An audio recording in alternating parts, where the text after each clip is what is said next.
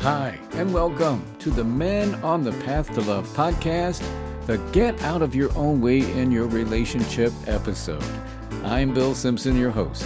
I coach men who are struggling in relationship, how to communicate effectively, build trust, and deepen intimacy so they can be the best version of themselves in relationship and live the life they love.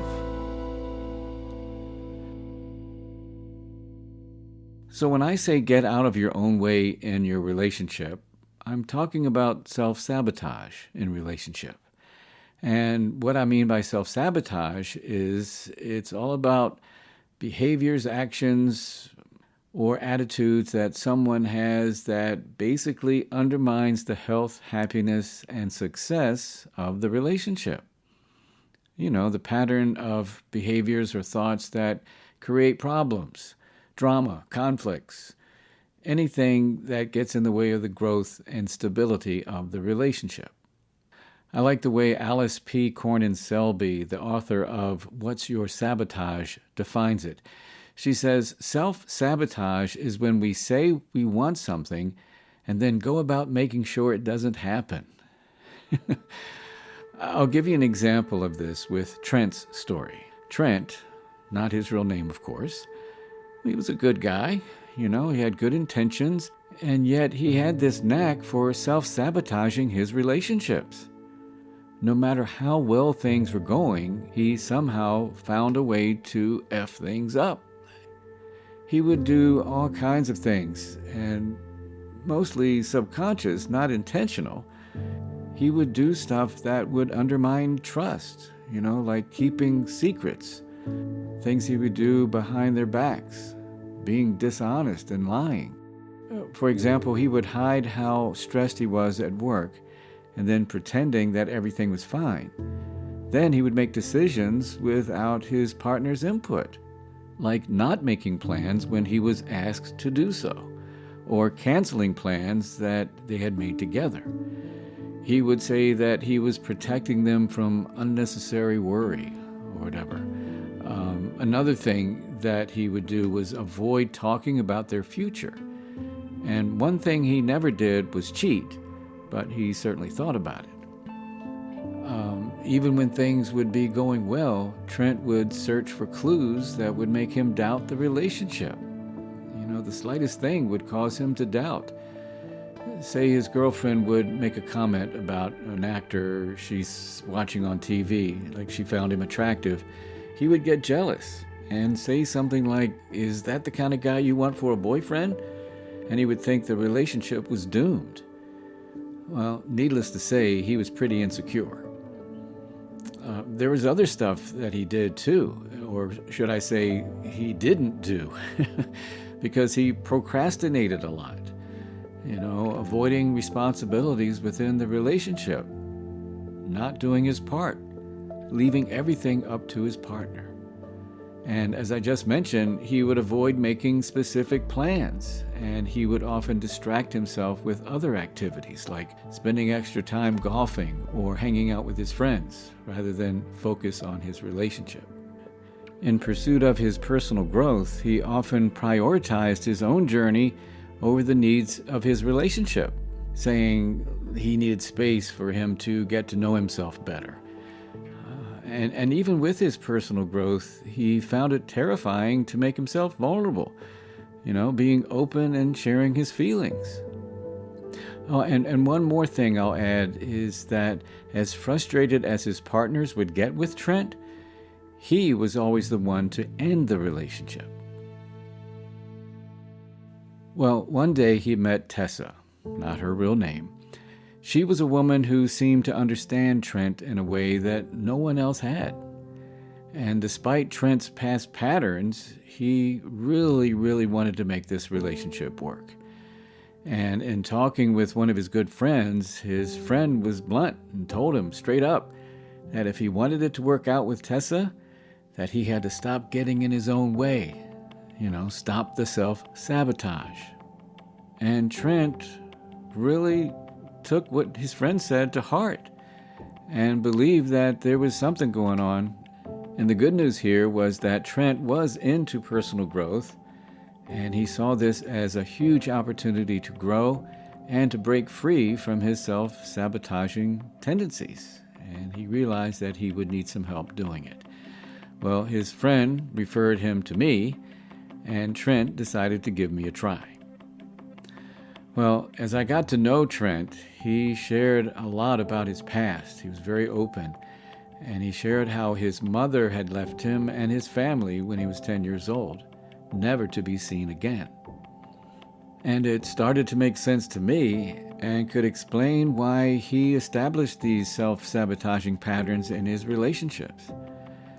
It looked to me like the root of his self-sabotage was his underlying fear of abandonment. His mom left him. When I asked Trent to take a look at the fact that his mom left him at an early age, whether it could have anything to do with his self-sabotaging pattern, it was like one of these moments, man, where I could see his face light up. And he was like, "Yeah, because I'm afraid they'll leave me?" And he said that made a lot of sense to him. Now, despite his personal growth journey, Trent had never made the connection between his fear of abandonment and his tendency to self-sabotage his relationships. Well, with this realization, we got to work. And Trent learned about mindfulness strategies. He understood and started practicing self-compassion for the loss of his mom and the impact it had on his relationships and his life. We worked on developing empathy and learning mindful communication skills. And as he explored these concepts, Trent began to uncover and heal more and more of the underlying issues that contributed to his self-sabotage. Now, through introspection, Trent discovered the profound impact that his fear of abandonment had on his relationships. I helped him navigate through his emotions, the difficult emotions. I gave him tools to address and heal his past wounds so he could move forward.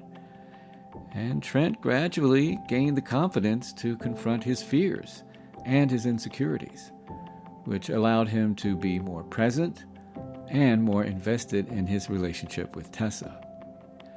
Now, as Trent continued his personal growth journey, he found that the mindfulness and communication skills he had learned became really valuable tools in building a healthy and thriving relationship.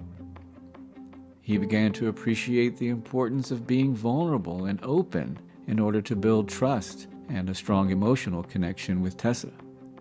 And with these newfound insights and skills, Trent transformed from a self-saboteur to a partner committed to the growth and success of his relationship. And Tessa witnessed the positive changes in Trent and admired his dedication to overcoming his past. Together, they navigated the challenges, building a sense of trust, understanding, and of course love that allowed their relationship to flourish. And Trent's story is a testament to the transformative power of self-awareness, mindfulness, and the willingness to seek support. It's so important. But also discovered his inner strength to create a healthy and fulfilling connection with Tessa.